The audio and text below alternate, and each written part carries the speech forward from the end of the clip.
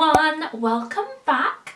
So today we are just having a bit of a chill, a bit of a chat. Some of my favourite videos to watch on YouTube are people just sharing their stories, giving a bit of history, just being very real, and I love having these conversations with my family and with my friends and just chatting and opening up. And I've also really recently been inspired by Olay's latest campaign, and as you know, I am excitingly an ambassador for them, and that's just such a badge of honour. So like so many other people, I have overcome a lot to get to where I am today, to become who I am today. And Olay have created a movement called Face Anything. It talks about how women have faced challenges on their road to success and how that has actually defined them as fearless women, and how women everywhere are defying the norms. And I was inspired, and I wanted to share a bit of my Face Anything story. Now, I'm sure in all of your times you've had people say to you,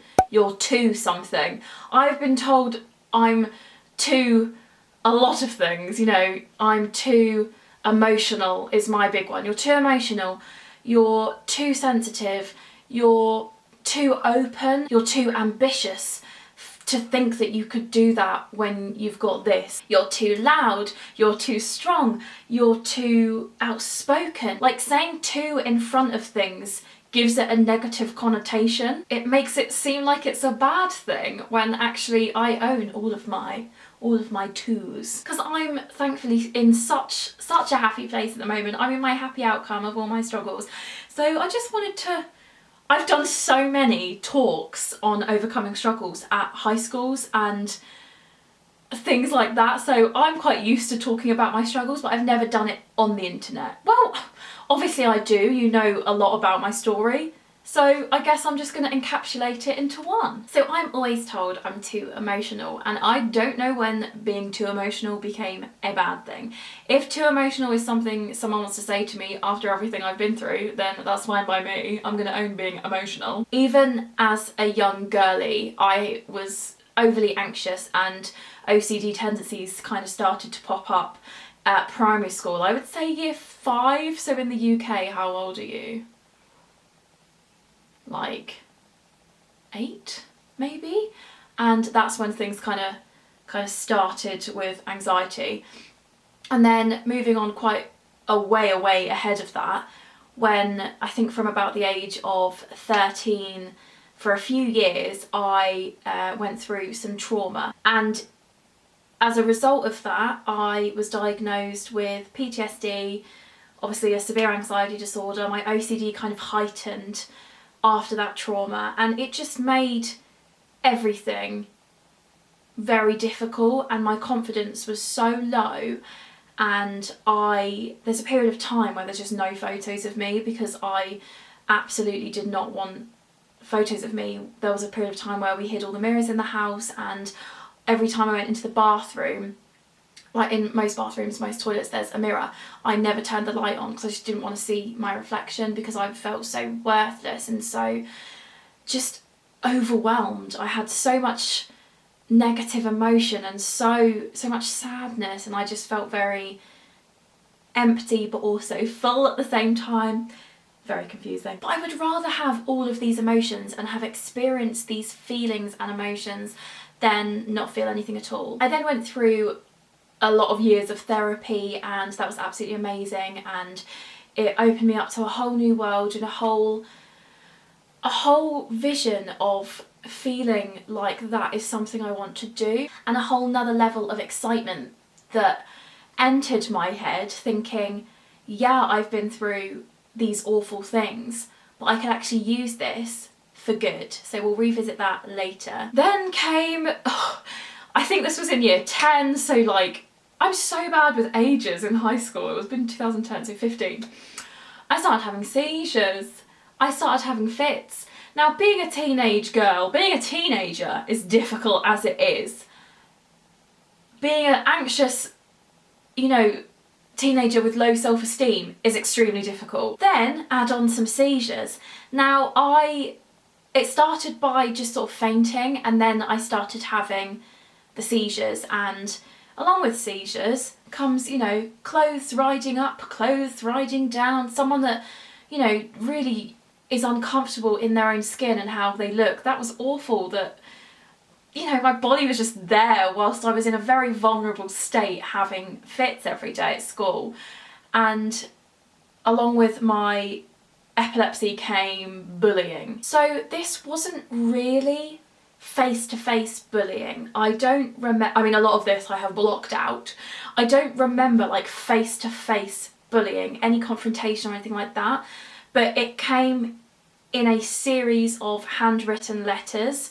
I would find just like bits of paper in my class, in my form room, like in the back of workbooks and stuff, and there'd just be really long like letters, nasty, like someone had taken so much time to write these, and it would just, you know, be awful, you know, abusive messages, and then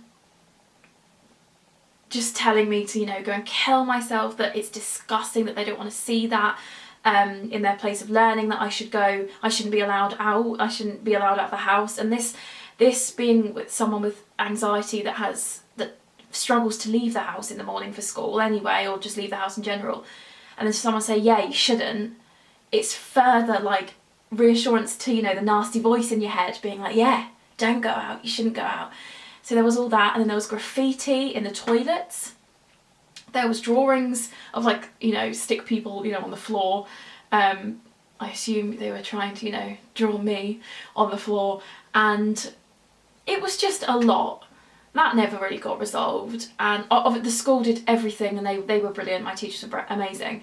But that never really got resolved. There was a lot of online bullying as well. It was the period of time where like Ask FM was a thing, or like anonymous messages on Tumblr. So that was really difficult. I used to have to go to school with like heart monitors on, and just like, I remember going to school with like sticky matted hair because I'd had like ECGs, I think that's what they're called. And for school anyway, I used to wake up at about 4 in the morning just for reassurance that I would be ready on time and feel somewhat okay with my appearance. So it would take me so long to do my hair, so long to do my makeup, just because I wanted to try and just have control over something, because at the time with epilepsy you've got absolutely no control. And I just wanted to control with something, so I'd wake up so early, I'd be exhausted. And a few years later, I think this was, when was this? GCSEs. I was then diagnosed with ME and fibromyalgia. So that is essentially just chronic tiredness, chronic pain.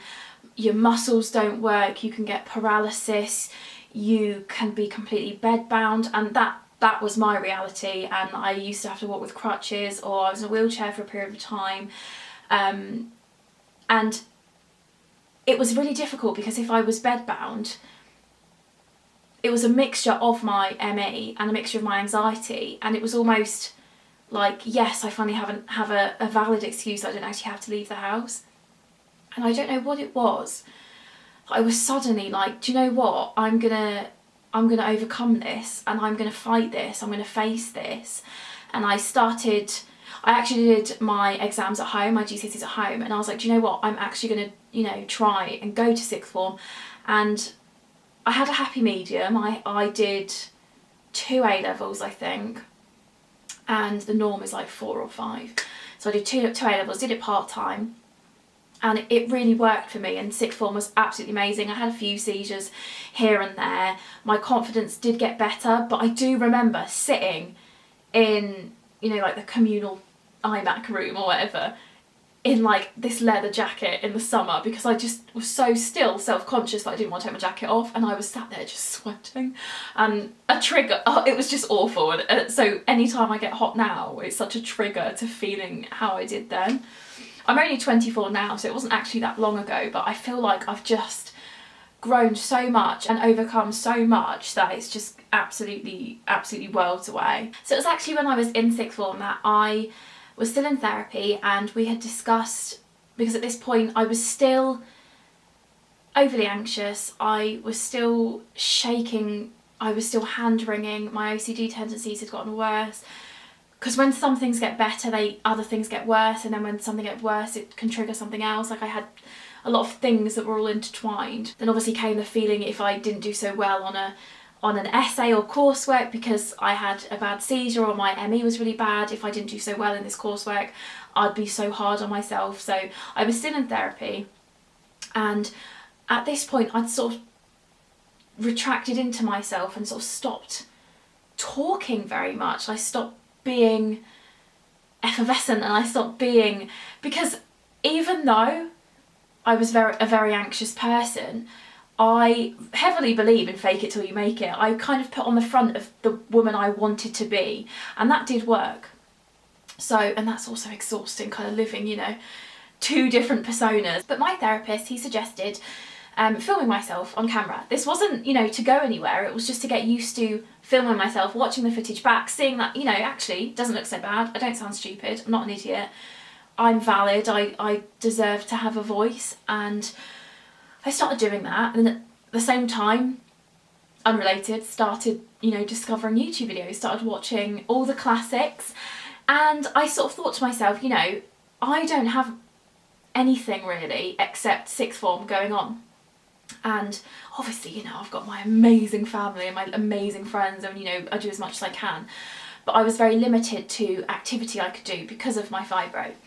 And, you know, I thought, I can sit on my bed, I can sit on the floor, get myself up and ready and film videos and just, you know, do something I enjoy doing. Because I was so artistic, I really like doing makeup, I really love talking, but I just felt like I couldn't at that point. So I started doing that, started doing YouTube, started social media, started this insane world that's what I never thought I'd be able to do because I hated how I looked. I was so uncomfortable with my appearance, I was so overly sensitive and overly emotional with everything that was going on, and I just thought, you know what, let's just do it, let's own that. Yes, I'm going to accept this and let's try this. And then since then, you know, my channel grew. I've had so many amazing opportunities, so many amazing experiences. I've travelled, I've spoken at conferences, I've spoken on panels, and I've been in newspapers, I've been on billboards, and that's something that I never thought I'd be able to do, simply because I've always been told I'm too something. You're never going to be able to do that. You're too ambitious. You can't do that. And also, people didn't think I would last very long on YouTube because I am too emotional, and I did get quite attached to reading comments and latching onto the negative ones, and I did become emotional with that, and now I work through it. I obviously chose not to go to uni at the time just because it wasn't the right time for me personally. And also, I had so many, my teachers all came from a good place. Everything they were trying to teach me and tell me all came from a good place. But it was all very, you're too dependent. You can't do this. You're being too ambitious. You're too dependent. And now I look back and I think I'm now so independent. I'm now so lucky, and I feel like I can face anything. And I obviously still have my struggles, as everyone does. We have life. And a couple of years ago, as I documented here on YouTube, I was burgled, and I didn't know what to do, but because of all the challenges I have overcome in the past, I could face that. And I honestly, at this point, I'm just like, hit it, give it to me, because I can face it. And obviously, I've got so many amazing things in life. I've got my amazing family, my friends. I've met the absolute love of my life, Tom. He is incredible. And now I'm at uni. Now I do study it from home. I go in part-time, and that works for me. You have to do what works for you, and this really works for me, and I'm halfway through year one, and because of the struggles, because of the challenges I've faced, I am now studying to become a counsellor and a therapist and working in mental health. And I honestly believe that I went through my trauma in my early teens and then had all the challenges to overcome because it would lead me on my life's path. I used to never, like, even when I did manage to leave the house, I would never dream of leaving the house without makeup. And now I spend 70% of life not wearing makeup. Like, I just don't. This was the first time I've worn it in a while. I don't know, I don't feel the need to. I've got my little baby Squish, my little Rupert bear, who is just the light of my life. I had the confidence to get my breast reduction, knowing that my body would be looked at for hours while it was, you know, being reduced. I'm on stage, I'm in pantomimes, I'm in theatre, I sing on stage, I've got that confidence, and it doesn't matter that I'm too emotional. It works to my advantage in so many ways. But because I'm emotional, it means I'm so able to find the positive in things. What's wrong with being too emotional? Like, I don't understand why it could be a bad thing. I'm not going to apologise for having feelings. I own being emotional. I feel every word, I feel every action, I feel every energy in a big way. I cry all the time. I'm not afraid of crying. It's such a natural response. It's a natural human feeling of release. I cry for the positive things, happy things, sad things, big things, small things. I'm a crier. I'm an ugly crier, but that's another story. Crying is a display of authentic human emotion. Like, come on, it's good. I'm not a robot. It shows empathy. I can use my past and those emotions for good. Like, I know what I want to do with my life, and that is made possible because of all that I've been through and all that I've felt. I've got a lot of empathy, and I've got a lot of patience and time and understanding. And also, crying shows you're present in that moment. And when does that happen anymore in real life? Like, we're never present in the moment, and we need to be. And being too emotional shows your true feelings, and true feelings can't be faked. I can easily pick up other people's emotion, and I can really read people and pick up on their anxieties, and I can offer help and support in a quiet and subtle way without drawing attention. So many of my friends I've done that with, and it's the loveliest feeling that I am someone that they come to, that they know that I could empathise with them. Also, being too emotional means I'm a good judge of character, so I surround myself with those positive people. I know I've got my flaws, but I don't hang out with people that point them out to me. I don't want to hang out with people that drain. I want to hang out with people that fill. If someone tells you you're too emotional, just say thanks. It means you show extreme kindness because you know struggle and pain. It means you're non-judgmental, you have deep and meaningful discussions, that you're encouraging, that you know good can come from bad. Like my tutor, she's always saying, because of what I've been through, it's gonna do more than textbooks or exams can ever do, because it means I can heavily empathise, that I've been in their shoes, that it's just all a positive. There's nothing negative here about being too emotional. I show such gratitude. If someone shows a kind gesture, or, you know, tells me something nice, I cry. If someone has success, I cry. If someone is sad, I cry. If I see someone cry, I cry. It's just, I think it's a lovely thing. So please, never apologise for being sensitive or emotional. And I always just think that showing emotion is such a huge sign of strength. When someone opens up and gets emotional about something, it takes a lot for that to happen. It can be exhausting. Honestly, don't be afraid to be too anything. Too vulnerable, too emotional, too childish, too strong, too ambitious, too determined, too straightforward, just too anything. It's you, it's part of you, and people will love you for you. And there's charm and power in all of your twos. Like, honestly, watch the Olay video. I'm gonna leave the link in my description, but it's such a powerful video that it will just really inspire. It really inspired me. That's why I wanted to tell my little two story and my face anything. But it's such a strong message that being too something, it's not a bad thing. If people say that to you, just let it light a fire in you and give you the power and the strength to face anything, to overcome your struggles. So, I'm Becca. I'm too emotional, but I can face anything. I would love to know in the comments what people say you're too. You're too, fill in the gap. What do people say to you?